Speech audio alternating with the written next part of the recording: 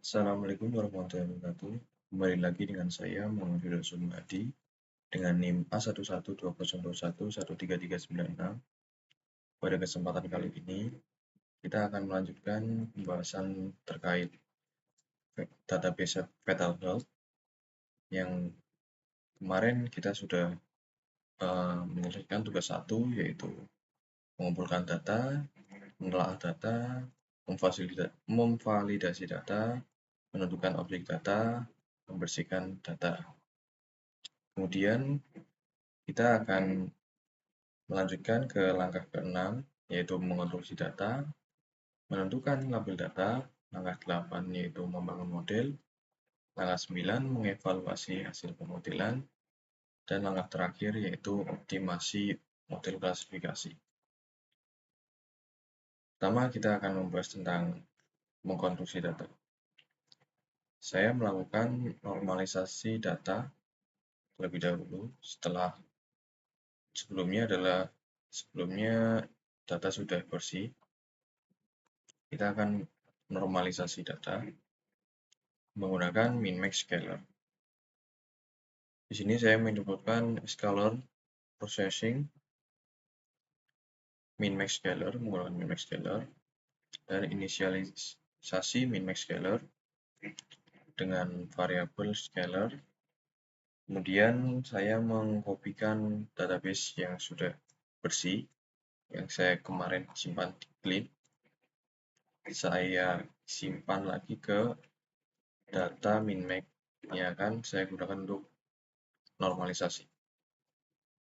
Kemudian saya akan mengecualikan untuk targetnya, Fatal Health.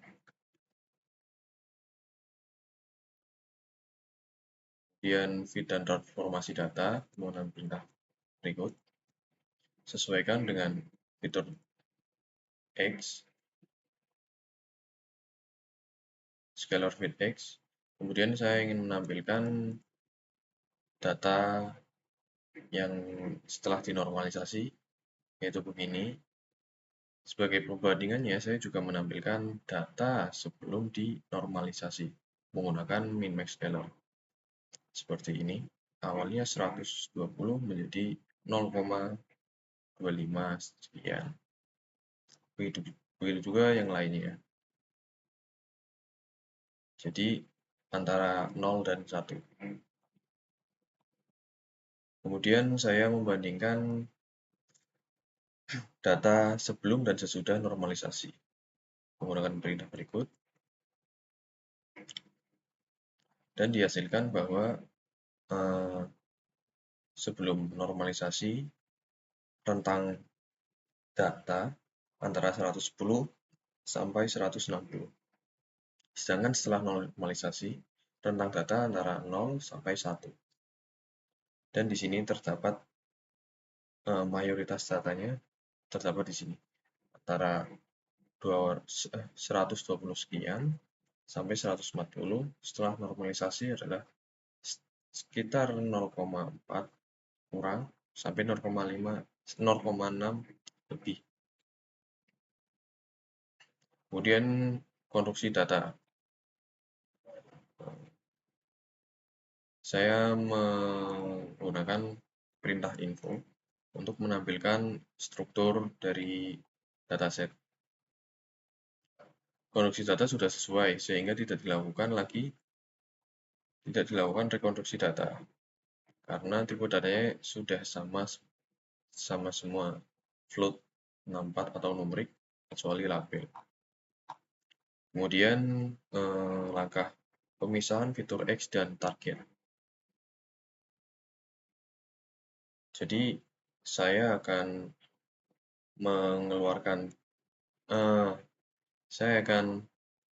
memisahkan antara fitur-fitur dan target. Target di sini adalah Fatal Health, jadi variabel X menyimpan dataset kecuali Fatal Health. Dan Fatal Health ini akan dimasukkan ke variabel Y.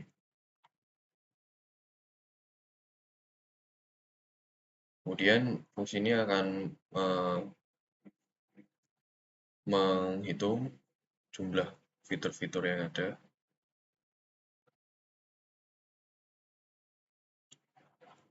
Kemudian saya menampilkan diagram batang menggunakan perintah berikut dengan warna green, orange, red, di mana green itu untuk normal, orange itu untuk suspek, red itu untuk pathological atau 3. Dan dapat dilihat dari diagram batang tersebut, kalau eh, distribusi label tidak seimbang, di mana lebih banyak di normal atau 1, sehingga membutuhkan penanganan sampling data.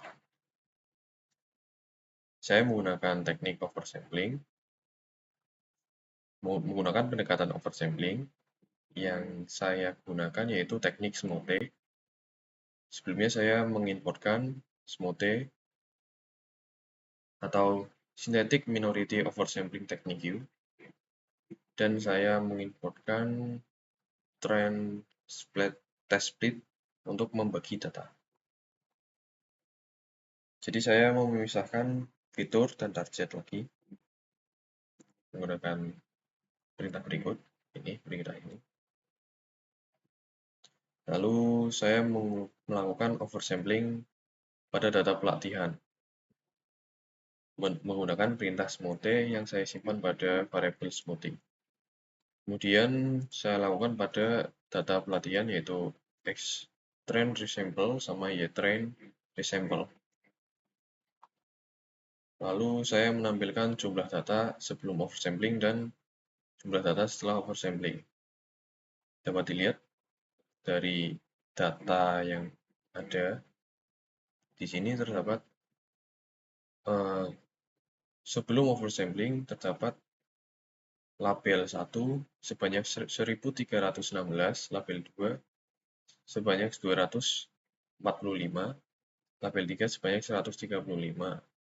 Setelah dilakukan oversampling, label 1, 2, dan 3 memiliki jumlah yang sama, yaitu 1316.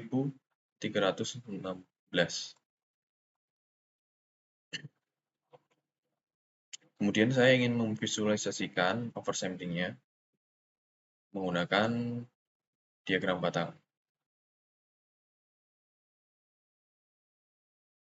Sebelumnya saya melakukan inisialisasi dulu. Saya menyimpan data yang belum di oversampling pada variabel ORICOUNT dan data setelah oversampling dengan variabel SMOTE_COUNT. Berikut adalah data frame visualisasinya, di mana ada sebelum oversampling dan setelah oversampling.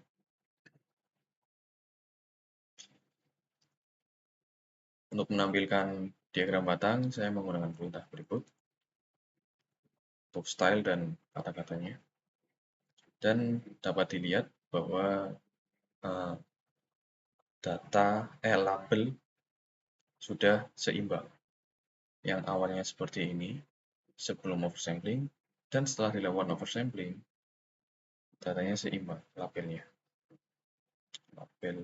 seimbang. Kemudian kita lanjut ke langkah ketujuh, yaitu menentukan label data. Untuk menentukan label pada dataset kita harus mengetahui tujuan dari dataset tersebut. Pada dataset ini, fitur Fetal Health adalah label yang paling cocok. Label ini relevan dengan tujuan dataset, memiliki tipe data yang sesuai untuk klasifikasi. Saya ingin menampilkan nilai dari target terlebih dahulu dengan menggunakan perintah print y. Berikut adalah hasilnya. Kemudian saya ingin melihat distribusi dari tabel dari target dan menampilkannya dengan diagram batang ini seperti yang sebelumnya, cuman ini dipisah agar lebih jelas. Jadi fitur Fetal Health ini kita gunakan menjadi label. yang sudah dari awal kita bagi ya. Bisa. Karena menurut analisis saya, fitur Fatal Health paling cocok untuk label. Kemudian untuk langkah selanjutnya, langkah 8, membangun model. Di sini saya menggunakan SVM, Decision Tree, Random Forest, KNN, dan regresi logistik regression. Sebelumnya saya menginputkan masing-masing modelnya, dan saya menginputkan untuk metrik evaluasi yaitu accuracy score, classification record, sama confusion metric.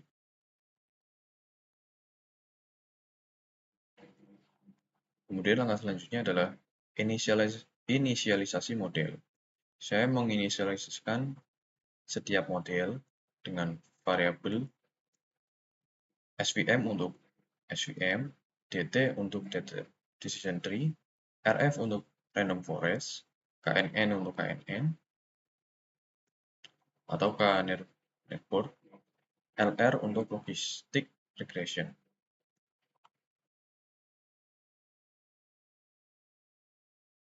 Kemudian saya akan menyimpan hasil oversampling fitur-fitur ke dalam variabel X dan hasil oversampling target ke dalam variabel Y. Kemudian saya membagi data lagi, data latih dan data uji sebanyak 20% untuk data tes dan sisanya 80% untuk data latih.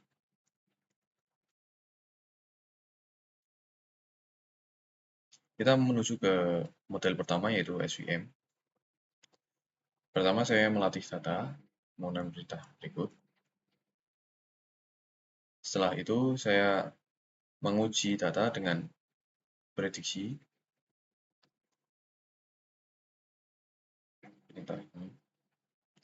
Kemudian saya menghitung akurasinya, akurasi SVM, lalu saya menampilkan hasil laporan klasifikasinya dan akurasi SVM.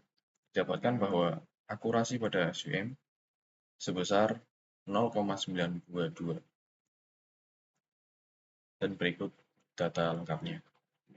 Kemudian pada model decision tree, saya juga melakukan hal yang sama, melatih dan menguji model, kemudian menghitung akurasinya, menampilkan laporan klasifikasi, dan menampilkan akurasi decision tree. Pada decision tree, kita berhasil mendapatkan akurasi decision tree sebanyak 0,949 atau bisa dibulatkan 0,95.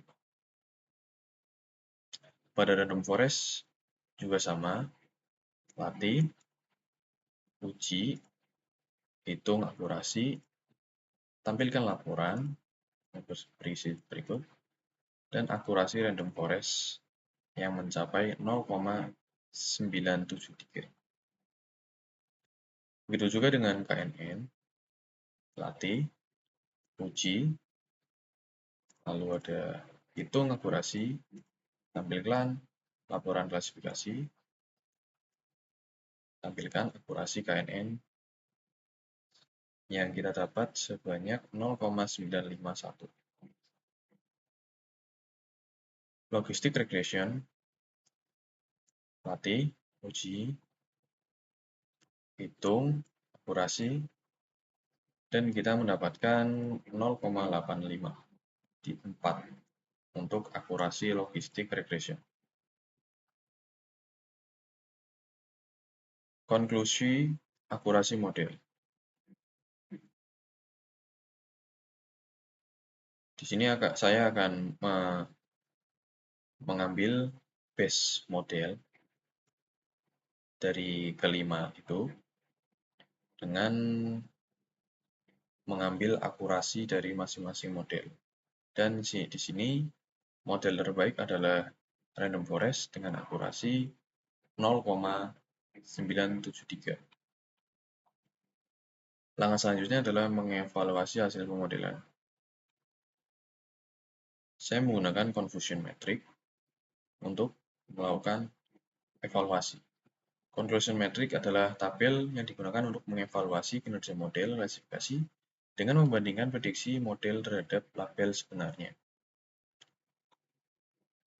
Untuk klasifikasi biner, metrik berbentuk 2x2 berisi 4 elemen utama, yaitu true positif atau TP, di mana prediksi benar sebagai positif, true negatif atau TN, di mana prediksi benar sebagai negatif, false positif atau FN, di mana prediksi salah sebagai positif, bisa juga disebut dengan tipe 1 error, dan komponen elemen terakhir yaitu false negatif atau FN.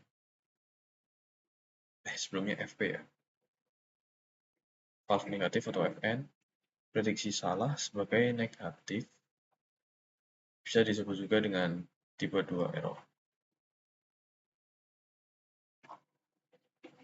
Kemudian saya menguji model, melakukan prediksi dengan menguji model, kemudian membuat conclusion metric, dan menampilkan conclusion metric dengan heat map.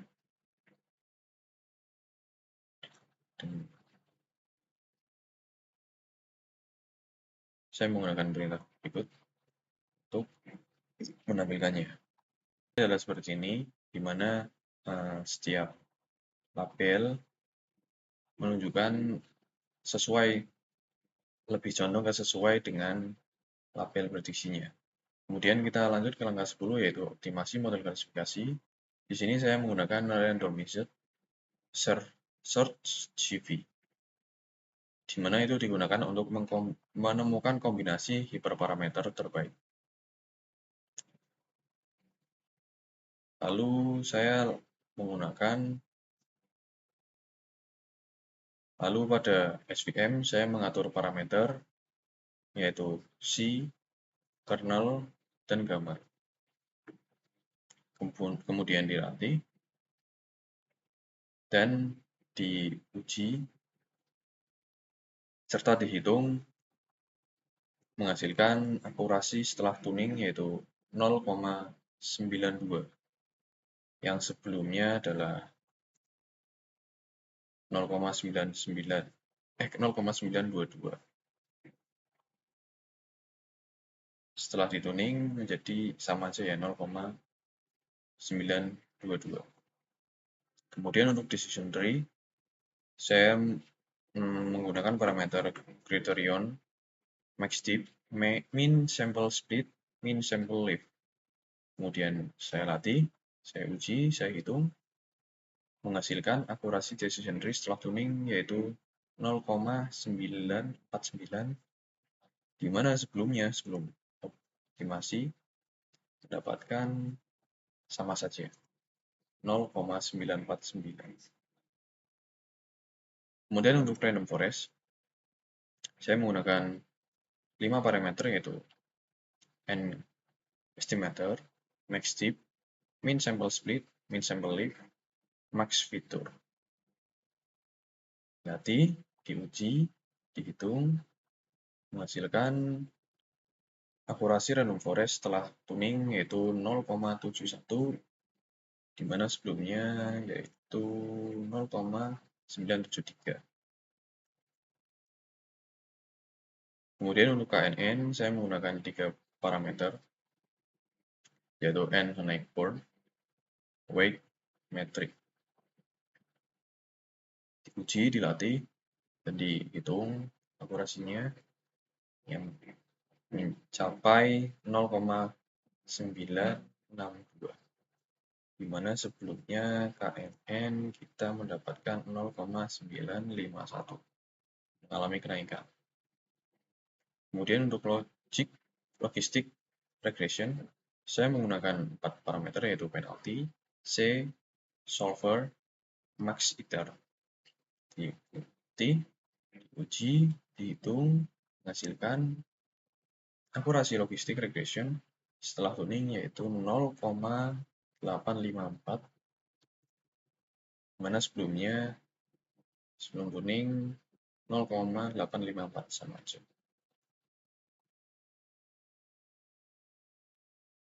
Berikut perbandingan sebelum dan sesudah proses optimasi.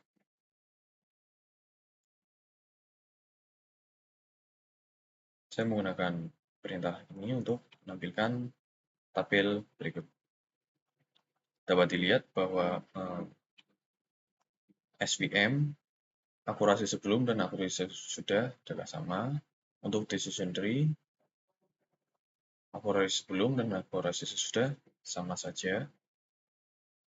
Namun untuk random forest, di sini mengalami penurunan, di mana sebelumnya adalah 97,3 dan sesudahnya 97,1.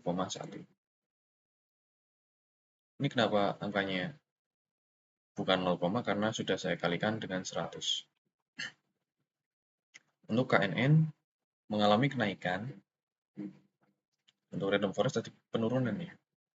Kemudian untuk KNN mengalami kenaikan yang awalnya 95,1 menjadi 96,2. Kemudian untuk logistic regression sama saja, yang sebelum optimasi 85,4 dan sesudahnya 85,4, tidak berubah. Kemudian saya ingin memvisualisasikan perbandingan menggunakan diagram batang.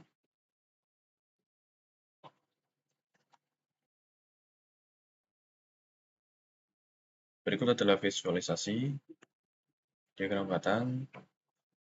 Untuk SVM sama saja, decision tree sama saja, random forest sebelumnya lebih tinggi daripada sesudah optimasi. Untuk KNN setelah optimasi lebih tinggi daripada sebelum optimasi. Kemudian untuk logistic regression sama saja. Dapat disimpulkan bahwa di sini akurasi terbaik tetap dipegang oleh random forest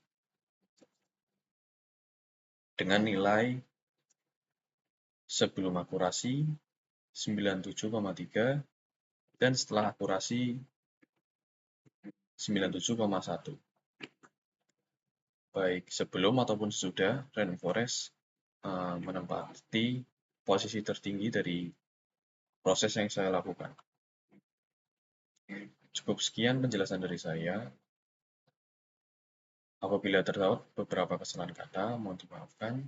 Wabillahi taufiq wal hidayah. Wassalamualaikum warahmatullahi wabarakatuh.